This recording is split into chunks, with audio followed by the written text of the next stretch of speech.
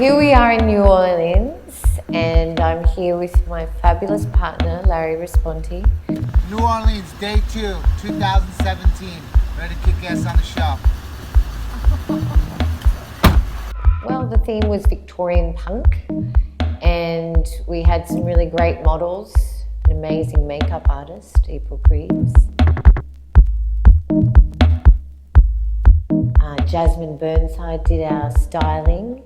We were really going for a very kind of dusty, swampy, vintage look on all of the colours.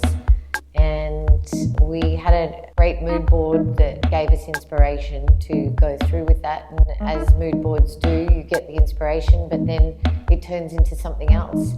We were totally inspired by coming down to New Orleans. And so I just feel that when we go into a new city, and that's a mood board on its own when we come into a new city, because that is the inspiration I think we get at first. And the performance, we had about a 5.5-minute performance after our demo, and that was quite dark, very powerful, showing of the hair, a different way for a hair show. Listening to music, we got inspired by a song called Push the Sky Away from Nick Cave. I was right and I was right. So I feel like all that captures the mood, and that helps pick out the pictures that give us the colors and tones and textures and makeup style and clothing style. Yeah, and also, obviously, one of the original reasons that we're here too is to show everyone the revolutionary new Whittemore House Hair Paint. And without it, I don't think we could do these jobs as well. No, we had to bleach hair multiple times, and each time that we did a round, the hair would get stronger.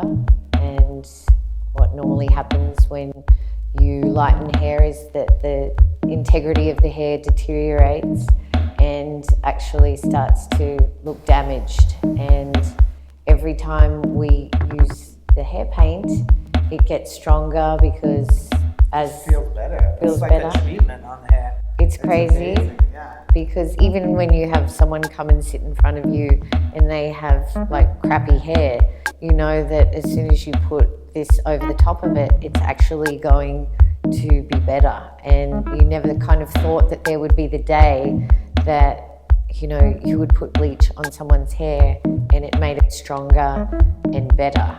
That day I never thought I would see. One of my models, her name was Wednesday, and she was already pre-lightened with other bleaches multiple times, and it was already destroyed. And normally you wouldn't touch that kind of hair because it was coated with Manic Panic, which is such a strong stain.